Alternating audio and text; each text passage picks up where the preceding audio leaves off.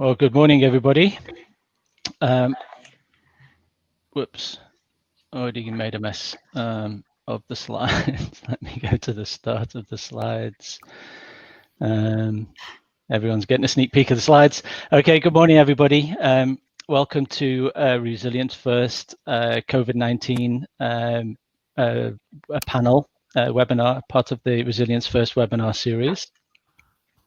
My name's David Dobson. I'm from Intel Corporation. I'm going to be your host for today's session. At Intel, I'm the industry director for retail, hospitality, and consumer goods. So it's really fantastic of Resilience First to invite me to come and host this session. And we have some great guests and some great content for you that we're going to go through today. Just thought I would start off by just giving you a brief introduction to the speakers and the running order for our session. So first up, we're going to have Gareth Griffiths. Gareth is from the Crown Estate, Security and Resilience Manager, and he's just going to talk a little bit for about 10 minutes, give his perspective of what's happening in London and what's happening in the Crown Estates at the moment, given this unprecedented crisis that we're going through at the moment. We're then going to go from Gareth to David Allinson. David is the Centre Director of Manchester's Arndale Centre. So he's going to give us a Manchester perspective. So great that we get the London and the Manchester perspectives today.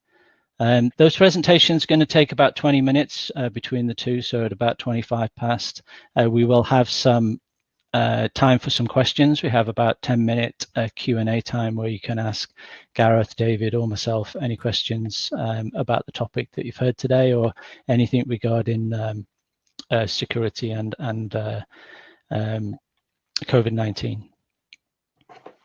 So that will be for about 10 minutes. Obviously, if you have questions when the speakers are speaking, please feel free to add them into the chat window, and we'll bring those questions up in the Q&A session. We're then going to go into some innovation presentations. We have Remus Pop, co-founder, Chief Operating Officer of Advantech Neurolabs, who's going to give us his perspective. We have Jaume Portell, CEO and co-founder of Beabloo, who's going to give you a brief overview of their solution and what they're seeing in the marketplace. And then finally, we're going to have Sam Yan, who's the Chief Operating Officer of Sodaclick. So they're going to be our innovation presentations. And then we're going to wrap the last 5 to 10 minutes with a Q&A session with all of the speakers.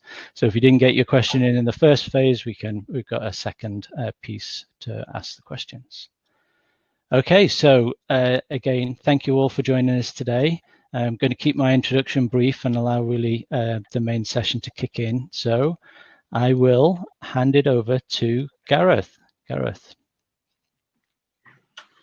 Thanks very much, David. Well, the London-Manchester connection is a bit like the FA Cup semi-finals over the weekend. I think that London prevailed there. But all seriousness, so I'm Gareth Griffiths. I head up the security and resilience at the Crown Estate. Just a bit of background about the Crown Estate for those that don't know it. It's a £13.5 billion property company with significant retail and office freehold interest in central London, notably Regent Street and St James's, which includes Piccadilly, Haymarket. And then also across the country, a series of shopping centres, retail parks and business parks. Assets also include the Windsor Estate, that's Windsor Great Park and all the surrounding forests there. And then also the Crown Estate owns or manages the UK foreshore and seabed, which focuses on renewable energy, notably embracing offshore wind. We work to an outsourcing model, so we work in partnership with managing agents, with bids. Key security stakeholders in central London, the Metropolitan Police Service, Westminster City Council and the West End Security Group, which is a collective of landowners and bids working together to manage counter-terrorism, crime, antisocial behaviour and more recently protest activity in the West End. I'm going to concentrate today on getting retail back to its feet following COVID. Well, we're in the middle of the crisis still, but with the reopening of non-essential retail. I'll cover how we've managed things in central London, and also touch across how we manage things regionally as well. I think it's important really to sort of get some context around footfall and just how difficult it's been for retail in central London, particularly in the West End.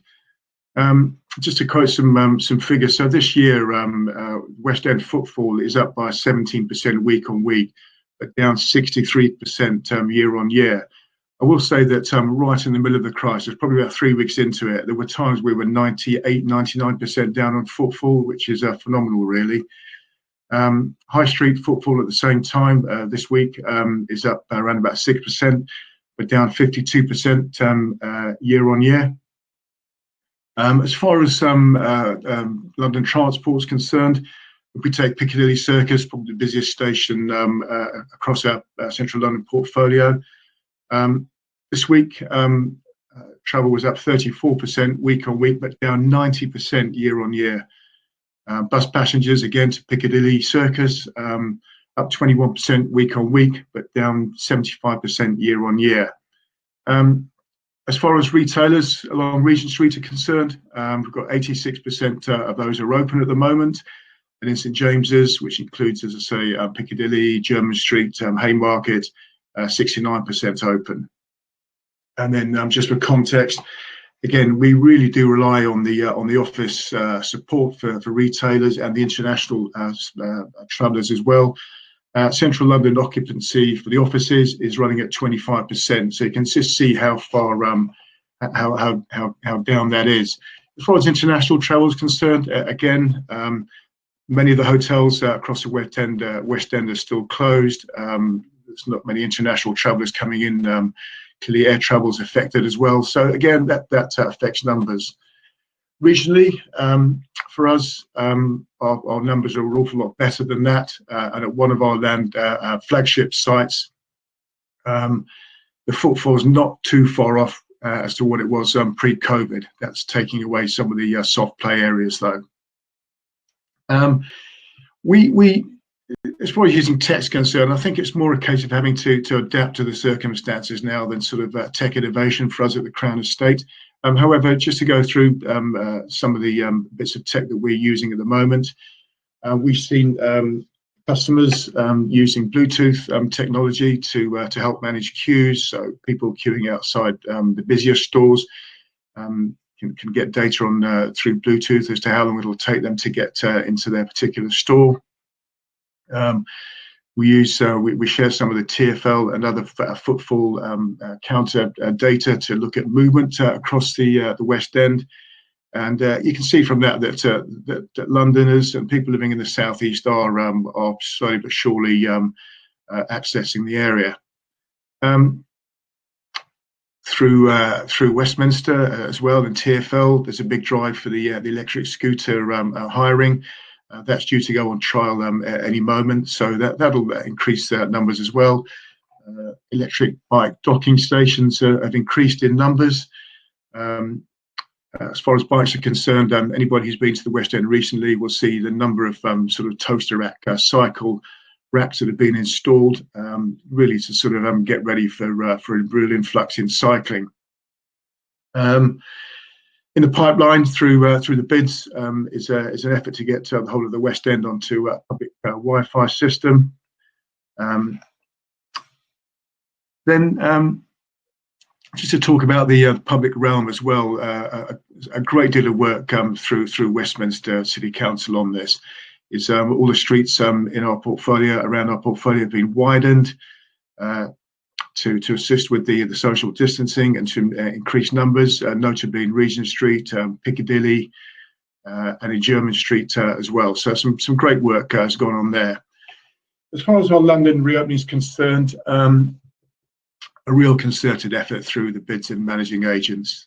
So a series of communications sent out to customers, advising them of the improved cleaning regime. Security teams working at full capacity. That's joint initiatives with the MPS, and with the bids as well, particularly around patrolling to provide 24/7 coverage across the area. The signage, so all the social distancing signs, the markers, the stickers, and then signs as well, just to tell people where the nearest open space and green spaces are. Sanitising stations, again, where to find them. Face masks have been issued to customers through mainly through the bids. That is. I've mentioned the public realm and the street widening, and hopefully we'll see that take up. We also provided a lot of assistance to mainly the small retailers, certainly around about creating risk assessments for customers coming back to the West End, and also around queue management. I have to say that that's gone really well, apart from possibly the first day at some of the more popular stores. But we know from counterparts across Europe that the major cities that they were affected by those surges as well. But all good now. Produced a signage and graphics pack for customers as well to use in store. And then creating a dedicated customer experience team on hand to offer advice around biofogging, sanitizers, and also sort of to assist with some of the government guidelines that it's been coming through thick and fast.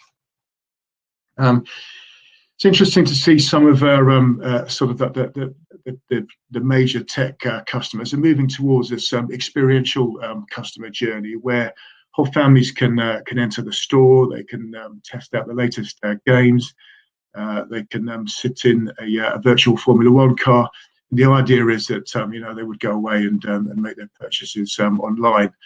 And again, a challenge for retailers that I think we're probably all aware of this statistic, but online sales are up 26% year on year. I think a big challenge for the tech companies, for us, probably around the facial recognition side of things. We've seen criminals entering stores with baseball caps with the brims lowered, with especially adapted snood type face covering, so their entire faces are covered. Once they're into a store, they're not going to get picked up by any facial recognition. Very difficult to identify them through CCTV. They're wearing dark clothing. An anecdote for one of our offices: a suspect turned up one day wearing full PPE, so high-vis vest, dark clothing, latex gloves, face mask, and a hat. Very plausible. Managed to gain access to an office and stole a whole load of IT. But would he have done that before COVID? Not at all. Campaigns. We've had a few campaigns running in the southeast to try and get people back into the West End. It remains to be seen how successful that'll be. And then just a couple of soft touches across our regional portfolio. At one centre, we've introduced a 2,000-metre rainbow. The idea there is that's a sort of a symbol really of a thank you to key workers and the contribution that they've made to that community throughout the crisis in that area, and just to bring out a real sense of pride and community in that area to bring them back into the regional centre. I just want to sort of conclude, if I can, with just a case study on this sort of tap on, tap off system where we've had in Leicester recently. We've got a large shopping centre. It was just inside the Leicester zone for the re-lockdown about 3 weeks ago, and that centre, a large one, closed down overnight. But then with the re-easing of Leicester last Friday, we were allowed to reopen that centre pretty much overnight. So some great work by the on-site management team. Managed to get that centre reopened overnight. Okay, the number of retailers who opened over the weekend was running about 55-56%. But when you think that staff had been furloughed and through communication with head offices, staff managed to come in to cover that. It was again through a lot of close liaison with the local authority. Just goes to prove that with good ready-made plans, that top on, tap off system can work. I think we will get early warning of future spikes, and there will be more outbreaks as we go through this crisis. So just something to be mindful of, that it can be done, closing down quickly and then reopening just as quickly as well. David, I think I'm coming up for my time.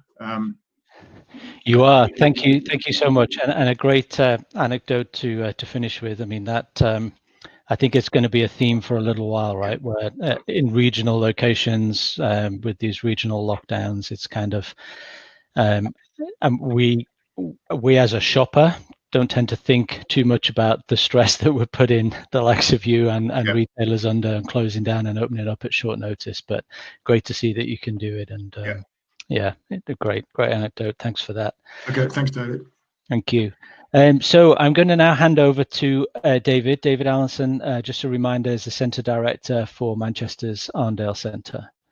David, over to you. You want to turn your video back on? There we go. Perfect. Great. Thank you much. Good morning, everyone. Just checking, can everyone can see the slides okay, David? Yes. There we go. Just come up. There we go. Thank you very much. Thank you. Great. Yeah, and thanks to Gareth, and just sort of leading on from Gareth there is just talking about maybe some of the regional effect from a Manchester point of view in terms of footfall. But I think one of the key overriding factors, just to say from the outset, is that everything has been done and planned with the sort of safety and well-being of visitors and retail staff and our own staff in the case of Manchester Arndale. So everything is caveated by that, really. In terms of footfall within Manchester and the city centre, we're faring a little better. So we're at about half of our usual capacity, and again, particularly for large urban conurbations, then it is again the issue with the capacity constraint that is on public transport at the moment. Obviously, there's a significant amount of the workforce that are not back within city centres and town centres, with people still being able to work from home. And certainly within Manchester, we have a very large student population. There's normally over 100,000 students that are in Manchester, and there's a significant amount of those overseas students, and particularly from China. So that's also an effect at the moment. And also with the tourism, I mean, both local, national and international tourism has grown significantly within Manchester in recent years. So just picking up on some other things that are more related to the COVID-19 is, so we are seeing that footfall is slowly growing, and that's really happening week on week. But and also similar to what Gareth was saying, that there has been a huge impact, obviously for retailers, and in our case as shopping centre, about making sure that the social distancing, capacity management, queue management regimes are in place and working effectively. And the learnings over the last month or so are now in place, and there's some very effective systems.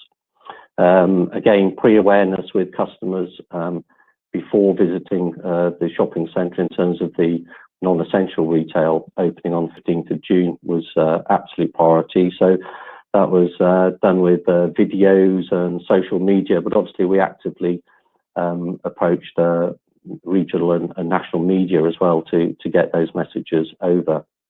And in terms of that initial opening, within a number of the retail brands, there's been different approaches. I mean, everyone has been really delighted to be able to open safely. And some retailers that have had significant pre-lockdown sales products stock then they've made some amazing discounts. So we've seen spectacular sales, summer sales with significant queues that have been well managed. Whereas other retailers have taken a different approach because of the nature of their category, and have been very much trying to engage with customers and reinforce their brand values to welcome customers back into that environment. So I just want to look at the next slide really, and just talk a little bit about the difficulties within the current environment of welcoming customers back and actually engaging with them and getting them trying to look at how the customer experience can be improved in what is extremely difficult circumstances. So obviously convenience has been a huge impact because of the nature of planning trips from if you're traveling by rail, it's far easier being able to get into a car and do that. And then in terms of the interaction, obviously personal interaction has been very difficult, and it's been very challenging for customers to try on clothes and pick up clothes, which is normally all part and parcel of the enjoyment of shopping. And from a social point of view as well, often people shop with family and friends, and that's all part of it, and that's been severely restricted and trying on clothes in terms of fitting rooms. So what we've seen as a general trend really is that the shopping initially has become functional rather than social. So dwell times have been lower. People have been targeting the key stores that they want to shop in, and then move into another store or then head out. But transaction values and spend has been higher for each individual visit that is driven by the price discounting as well. So it's a very different type of shopping trip that we are seeing at the moment. So it is a functional versus a social trip in that regard.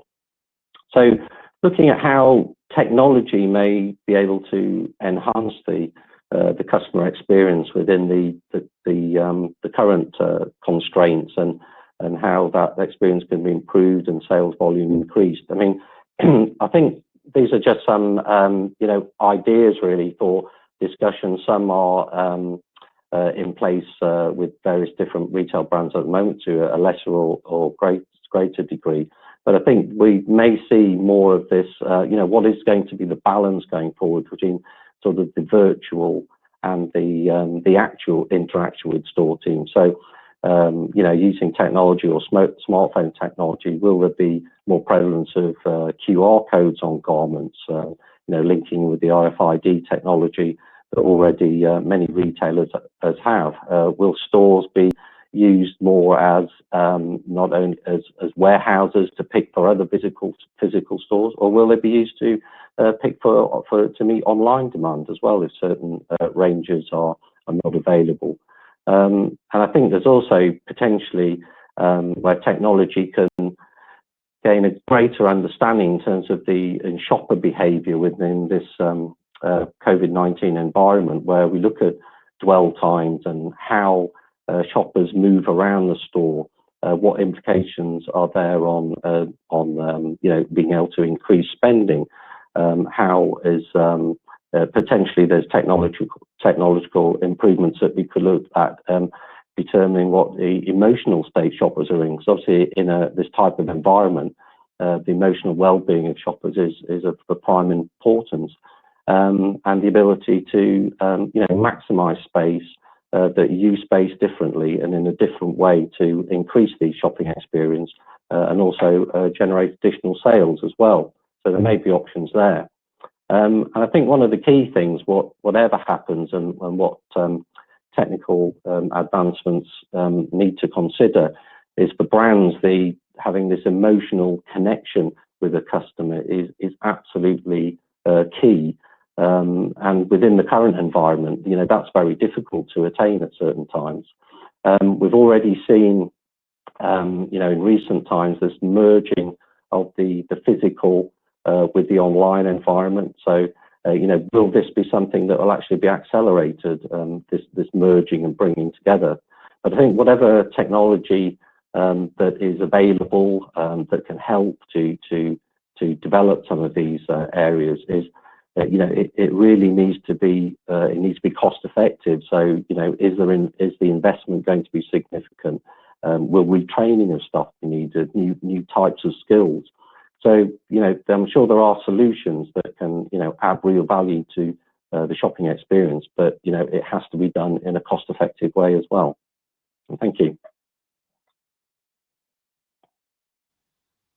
Wow, you caught me on mute there, David. So thanks for that. A great summary there. I think we're going to flip into the question phase. So David, Gareth, feel free to switch your videos back on so the folks can see us as we answer the questions.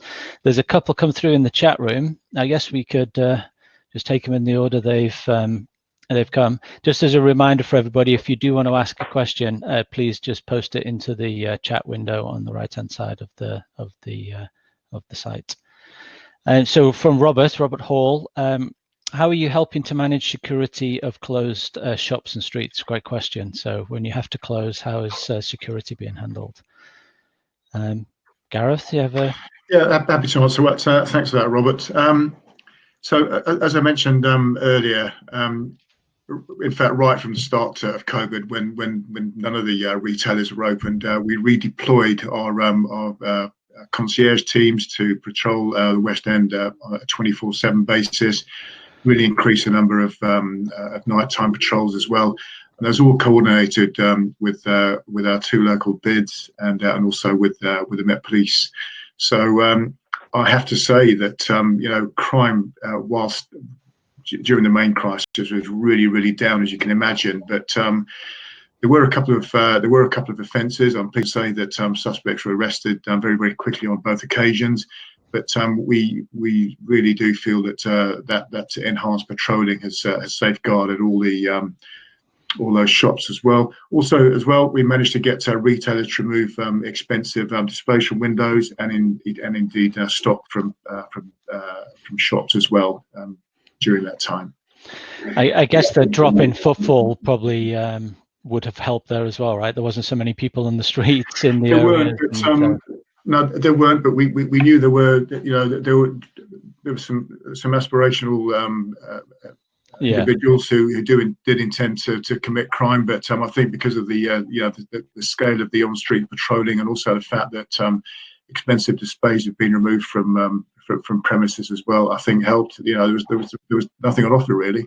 Okay, David, anything to add on that from your perspective? No, not particularly. But I think it's also the very close relationship and working with the local and, for us, the city centre police forces has always been key, and even more so now. So now just echo Gareth's comments there. Okay. Brilliant. So second question is around, it's a key one. I think you guys have said that the customers returning is starting to come back, right? And slowly, maybe not as fast as we would all like to see everybody go back shopping. But the question is around, what are you doing that's innovative or new in terms of re-establishing customer confidence? I don't know, we all know that there's the face mask rule that's coming in the end of this week. I don't know whether you feel that's a move in the right direction or counterproductive. I think there's pros and cons in terms of, are we spooking people versus building their confidence? I guess that's the fine line you guys have to tread here, right? In terms of boosting confidence, but without scaring people and attracting them back into these shopping environments. Yeah, I think maybe if I could pick that one up, David. Yeah. I mean, I think one of the things that certainly from our perspective at Manchester Arndale is the growth and the benefit of the whole city centre is of paramount importance to us. So one of the things that Manchester has always been good at and is sort of exemplified at the current time is this working in partnership together. So through key organisations such as the City Council and the Greater Manchester Chamber of Commerce, and there's been a number of groups that have set up to look at how to re-energize at the right time the city centre, researching with customers as what's potentially what can be done. I mean, as we've said, there's also been changes to street patterns. Some streets in certain areas have been closed that's enabled cafes and bars to spill out, and the council is always very proactively and is actively involving business, acting as a sounding board. So I don't think so from a Manchester perspective, it's very much looking at the city centre as a whole and developing strategies around that. Gareth, any additional thoughts? It's pretty identical in Westminster as well with that one. Yeah, I mean, it's really about the region as opposed to individual retailers or Yep. streets or particular focus. It's and it's a collective, yeah.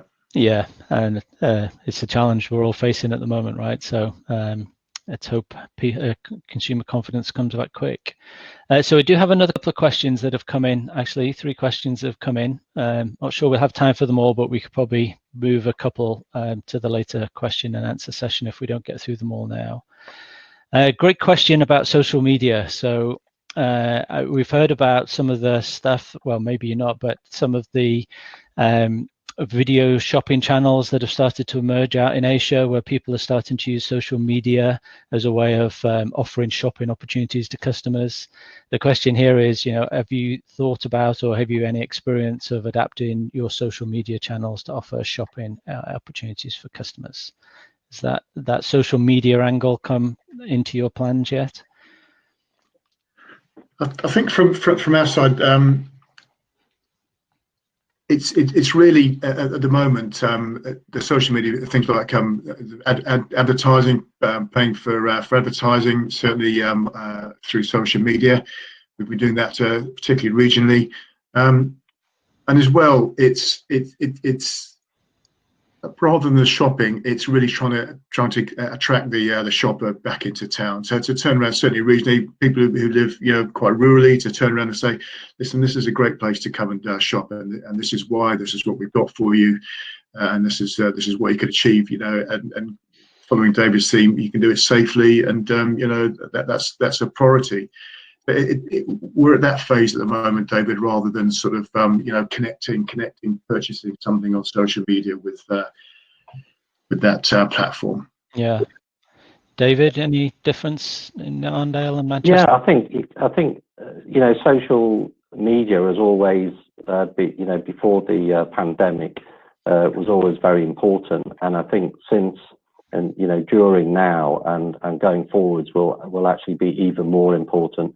So we're putting more resource and time into our social media platforms. And I was saying as well about it's very difficult for brands to get that emotional engagement and that contact. But initially through social media, that is a one platform to be able to do that. And I think as develops, and also as you're alluding to there with technology, then we've got to be very flexible in how we look and use social media. As I think from a marketing perspective, as operational perspective going forward, it's a high risk strategy to be blinkered and not be flexible, and we need to look at the world in a different way, I think, and consider all sorts of different options will be absolutely vital. Yeah, I mean, we see a lot of it in the experiential stuff that you were talking about earlier, David, where people are trying to connect the store with the online, with people's personal devices. And so you're seeing some social media come through that way. As I say, in terms of internationally, we are seeing social media being more and more used as a channel in itself for selling goods and items. And that's perhaps more in the independent, the smaller sector. I think the big brands have been doing that for a long time, so that's kind of not a specific trend. Now, we do have a couple more questions, but what I'm going to do, if you guys don't mind, I'm going to hold those questions because we're kind of out of our 10-minute slot here. I'm going to invite our partners and move to the innovation presentation. So thanks, David. Thanks, Gareth. We'll come back in about 15 minutes for another Q&A session, but thanks for that. So I'm going to hand over to Remus Pop, co-founder of Advantech and Neurolabs. Remus, do you want to take it away and Sure. Hi, everyone. Thanks, David. Well, thanks, David. Thanks, Gareth. Thanks, David, again. I think that was a very, very beautiful overview of the trends that we've been seeing in the retail industry post-COVID. And what I plan to do now is to delve into two other sectors, hospitality and the grocery sector, because I think they've been equally impacted by the crisis, and I want to link it a bit to the solution we've been working on as a result of the demand that we've seen from the market. Okay, but before I talk about the solutions, let me just introduce myself. I'm Remus. I'm the CEO and co-founder of Neurolabs. We are a UK-based startup focusing on building computer vision technology. Specifically, we recognize objects inside pictures with the help of AI and machine learning. We partner with different players in the industry, and we help them build solutions for the real world, especially with a focus on hospitality and the grocery sectors. Actually, I just realized I forgot to turn the video on. Yeah, hi everyone. Sorry about that. Cool. Let me just jump straight. Actually, now I want to talk about the first solution for the hospitality industry. I think I want to show you first the video. Okay, I think it's this one.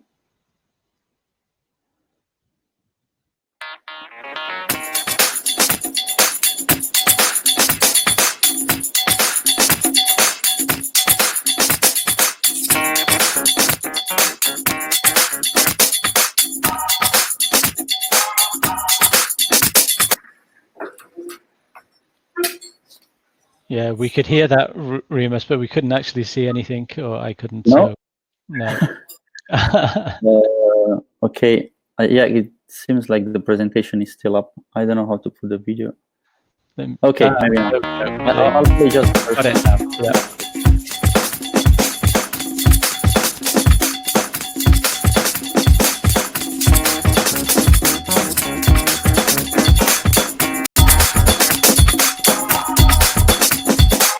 Okay, I think that's enough. I'll stop it there. Sorry about that. Let me go back to the presentation.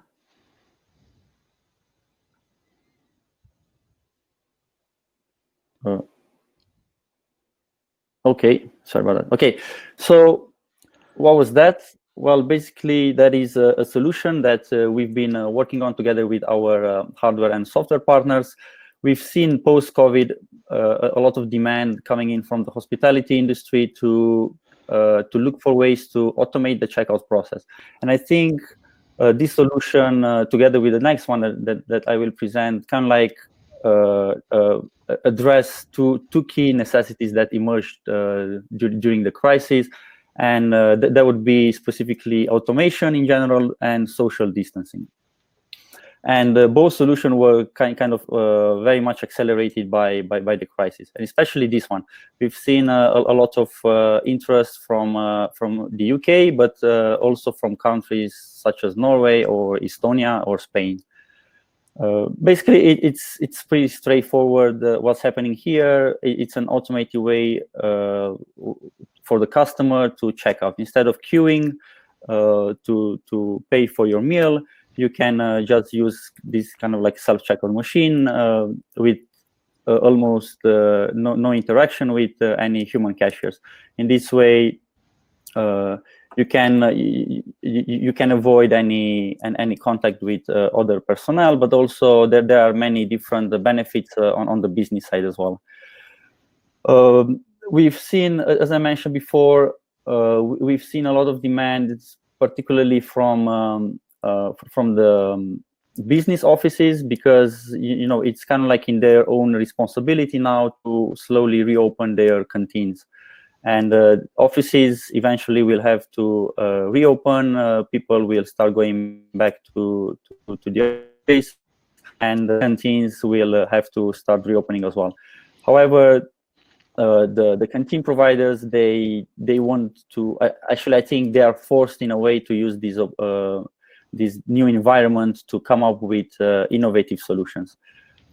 So this is one of them. We help we help various big canteen operators put together such a solution, and please feel free to reach out to us if you know anyone that would be interested in something like this. And now the other solution that I want to talk about is one for the grocery sector. I think David mentioned in his talk the need for combining or like the trend that we've been seeing a lot recently in combining the digital and the physical stores. And I think this solution, let me play this video again. It can address this one. Sorry, Remus. We're kind of out of time on your slot. Could you just really talk to the final piece of the solution, and then we could move to the next speaker? Sorry to rush you. Yeah, sure. Let me go back to the slides now. Okay, so quickly, this solution helps grocers monitor their shelf availability in real time. It identifies products with the help of cameras. It addresses many issues, but mainly out of stock prevention and planogram compliance. And we've seen an increase in demand for such a solution, mainly because the physical store has been greatly affected by the digital, by the increased digital demand. And now grocers basically, they want to avoid a situation when there are no products in the physical stores. Great. Thanks so much. Okay, I can stop here. Yeah. Sorry to rush you. I know we only have a short amount of time. I want to be fair to the other speakers as well. So thank you so much. So thanks for that. So I'm going to hand over now to Jaume Portell, who is the CEO, co-founder of Beabloo. Hey, welcome. Hello everyone. Very nice to see you, and thank you for the opportunity to present our interaction care solution. So I guess we'll have shortly our presentation on. There we go. So Beabloo is a retail tech company. We've been serving retail industry for more than 12 years, and we help in general to create better customer experience in store by mixing the control of signage and communication with customers in store with sensing technology. So we make store smarter, more aware of what the customers want, and they adapt automatically to what they want. And now what they want is to recover the security of, and establish somehow the confidence in retail. So what do we have today in retail stores that can help to connect emotionally with customers and try to bring back that confidence? So there's a lot of technology already in place, and with a few additional software and hardware elements, we can use the store to actively return that confidence. So if we look at the traditional store, we'll see a lot of elements in there. Digital signage solutions, outdoor, communicating with customers. We'll see IP cameras, sensing customers' presence, and for security mostly. We'll see as well digital signage inside with Intel computers around processing data and showing content, and even people counting solutions. So with all these elements and the right software, and we are the right software to provide that, we can, as the former speaker said, we can communicate which are the rules of the game. How can the retail experience can be functional and can be secure as well for the health of our customers and our employees. So we can do that with digital signage. And we can do this and at the same time use the people counting technology to tell digital signage, which is the real-time occupancy of physical location, to tell everyone that's outside that's safe to walk in because there's not too many people in the store. so the distance is safe, and the occupation can provide proper experience for everyone and safe experience for everyone. So occupancy control is sensing customer presence in real time and using signage to communicate this actively and positively to the outside world, to say, hey, we take care of you, we're automatically counting and making sure that you can enjoy our retail experience safely.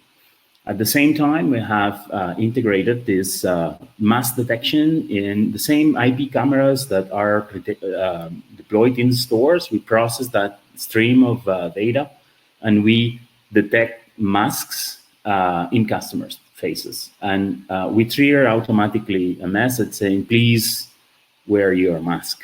It's this easy, and it's this gently communicated to anyone passing by and anyone entering our store.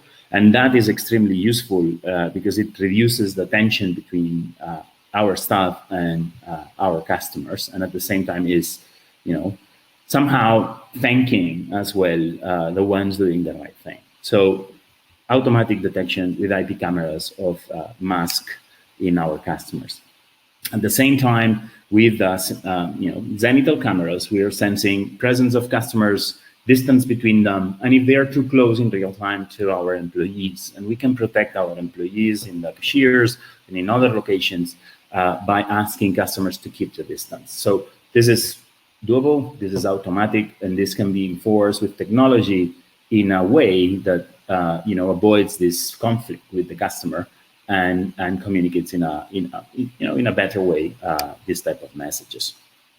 All this technology is designed to help retailers selling more, and it's connected with an artificial intelligence engine that, when the pandemic is over, will be helping the stores to sell more. And that we'll see in the next few slides how this is happening. But let me summarize first, which are the key technologies integrated in this interaction care solution. So we have occupancy control, mass detection, activity monitor is the sensing of customers from the ceiling so that we see where they go, where they wait, and the distance between them, and we can react in real time based on that. Safety content, full set of content for COVID-19 protection, employee aid to protect the distance between customers and employees. And also we have integrated thermal sensing, so we can use thermal cameras at the entrance to warn our staff that someone is walking in without the right temperature in their bodies. So going to the next slide, we'll see how this will later on help us selling more. All this solution is connected to the POS, to the ERPs. It's sensing at a minute, at the second level, what's the sell out of that particular store. And that allows the system to know, with demographics analytics from the cameras, which is the gender that's visiting the store, which is their attention span to the content that's being displayed in the different digital signage systems, and how that correlates to sell out, and how that evolves depending on the hour of the day of the week, or any other external factor like weather conditions. So with this, all is thrown. It's David here. Sorry to interrupt, but we're kind of out of your time here. It's David. So we're kind of exceeded your time by a couple of minutes. Oh, sorry. To the next speaker. I don't know if we could wrap up in 30 seconds and then we could move to the next speaker. Totally. So basically, this solution connects sales with digital marketing and automatically selects the right content at the right time for the store, improving views, improving revenue, and improving the amount of hours that we devote to micro-marketing in physical stores. So with this, thank you very much for your time, and sorry for the additional extension. Thank you. No worries. Thank you so much, Jaume. Very interesting. So I'm going to now hand it over to Sam, who's going to do the final presentation today. Sam Yan is the COO of Sodaclick. Thank you, David. Thank you, Jaume, for a great presentation there. I'm Sam, COO of Sodaclick, and we're here today to really talk about how are we solving the big problem in the retail world. So for us, that's touch. So we've been working on this solution for the past 24 months. So it's very much a pre-COVID solution, but it actually has come at the right time. And effectively, we're looking at the linear navigation of touch, the user interface, the fact that we have to go through multiple layers to get to the product selection, leading to slower fulfillment time. Obviously, the health concerns around this, that's our biggest issue. We're trying to help retailers now take the burden off their staff. And effectively, what we're looking at is, we're telling our staff to now concentrate on looking at the customer's interaction with these touch devices, kiosks, totems, and make sure you clean it afterwards, disinfect it. So we're not even sure that the disinfecting that we're using is the correct one on these devices.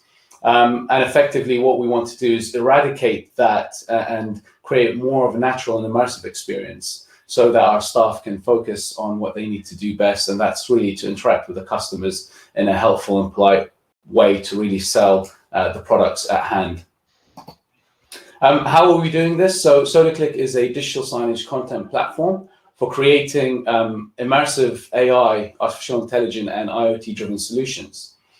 We give full ownership and drive to the customers or our users, whether that's the solution architect or the retailers, to create their content and to actually really do complex campaigns without a single line of code. So it's very intuitive, it's very simple, it's all very graphical, and we can link it to external databases to drive dynamics.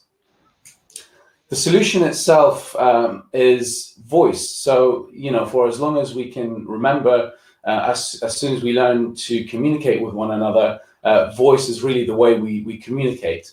So we've created an artificial intelligence solution that is a software layer that works with the Intel architecture.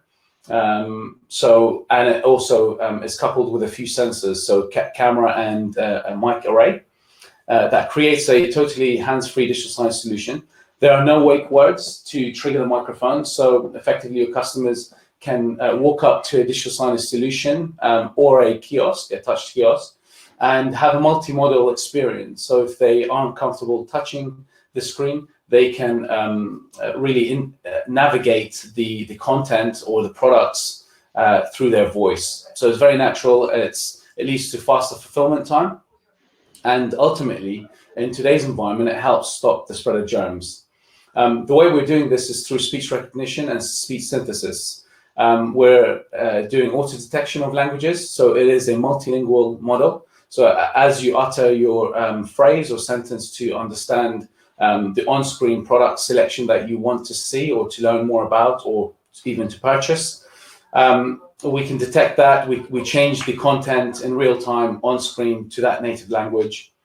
And effectively, we have a great speech synthesis model that has over 180 voices in multiple languages. So it's very near human-like synthetic voices, which creates a really engaging experience. Noise robustness, so we have an incredible three-pronged approach. So utilizing our speech recognition algorithms, we're utilizing the speech adaptation through our platform, and also the microphone array that has its own dedicated chipset, which is great for and ideal for indoor and outdoor environments.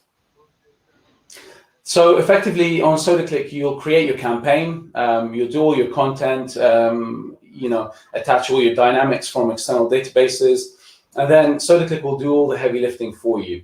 What you see on the right-hand side here is a very simple user interface that's done on Sodaclick on the cloud, and you'll add all your phrases, add all your responses, and our AI algorithms will do the rest. So once your customer walks up to the totem or to the kiosk, they can ask if there's any offers, if they'd like to see a specific product, and they will get the responses. They'll see the on-screen responses change as well graphically.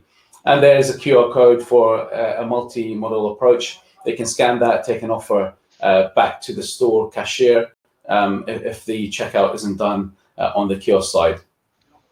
The great thing here is we can change the phrases and the responses all in real time, and we can deploy it through the Sodaclick CMS to the endpoint, which is great for live campaign changes. I'll wrap it up quickly. I know we're running out of time. So the outcomes from Sodaclick Voice as a software solution working and coupled with the Intel architecture and the sensors is financial improvement. So your on-screen selling opportunities is increased, higher speed of service for increased revenue. And effectively, we're looking at the experiences, so creating more intuitive and immersive experiences for your customers to see improved satisfaction levels, especially during these times, and loyalty. Hopefully, the personalized experiences that they're getting on screen will bring them back in store. Now, automation, we know that during these times, the retailers may be running a reduced headcount. So this gives the opportunity for automation and brand message consistency, which leads to obviously smoother operations during peak hours. Finally, productivity for our staff. You know, these times have been unprecedented on our staff, and really we want to improve their level of focus. We want to bring them in store to enjoy their interactions with the customers and overall employee morale. So thank you for your time today, and if you'd like to find out more, please do reach out. Thanks, Sam. And thanks for bringing us home there. Just so everybody is aware, we will be sharing all of these slides with everybody who attends the session afterwards. So you will get a copy of all of the slides. Thanks to the 3 companies on the innovation track, giving us an idea of how the tech teams are responding to this COVID world. If everybody wants to turn the cameras back on, we kind of just got one quick fire question, really. I know there's quite a few questions in the sidebar. I just want to give everyone 30 seconds, if it's possible, to answer very quickly. If you had one thing to think about, or one thing that you wanted to say about what the high street or the future of shopping is going to look like in 2 years, let's take 2 years where we've kind of settled out of COVID, emergency response, and we're back to a new normal, whatever that would be like. So who wants to go first? Gareth, you're looking like you're ready to go. I'm not sure about that. I think it's been mentioned a couple of times today, the experiential side of things. There has to be somewhere for products to be showcased, and if it is to be retailers showcasing their products with a view to them being bought online at a later date, then that may be it. I think we'll see a lot more of that soon from what I've seen in central London. So that's where I'm probably going to come from on this. David? Well, I think retail linked to F&B, eating, drinking, dining, shopping. It is a leisure social experience, and echoing Gareth's point, that is the big differentiator between the online and the physical, and I think that will be the emphasis. There's clearly a role for online. I think there will be more merging with the physical and the online, but it's about the experience, because you can't get that online. Perfect. Jaume, what's your perspective? Oh, you're muted, Jaume. So sorry for that. So as September 11 was the opportunity to, somehow bring some additional security to the world. I think this is the opportunity to bring technology to help reconnecting customers with the joy of buying, and they now understand that technology can have a role. Europe has good regulations to protect their privacy, and it's the right time to use it because customers will understand that now we're doing it for their interest, and later on it will help us to serve them better. So I think it's in 2 years we will be there, and it's the right time to bring that intelligence to the stores. Perfect. Sam? Yeah, absolutely. I think I echo what Jaume just said. So artificial intelligence, more IoT-driven solutions in store. And I think 2 years with COVID, the environment of COVID, a possible second wave, who knows, there is definitely going to be a quicker adoption rate by the retailers and more understanding by the customers to really know that the technology is there to help them and to give them a better shopping experience. Thank you. Remus, you got the final word. Yeah, sure. I think I'm just gonna echo Sam and Jaume's messages, and I think I think this will be a great opportunity for various industries, retail in general, but also hospitality and the grocery sector to digitalize. And especially if you think about the hospitality one, it's probably lacking behind a bit in terms of digitalization. But I think I've already seen a lot of effort going towards digitalization, in both these industries, and I think this will keep going forward as well. Perfect. So thanks to everybody who's presented today. Thanks to all the attendees. As I say, we will be sharing all of the content from today's session after the session. Apologies for running a minute late. That's my bad chairmanship, but hopefully you guys got a lot from today's session. And yeah, thank you again to Resilience First for enabling the session today. And stay safe, everybody. Thank you. Thank you. Bye-bye. Thank you. Bye-bye.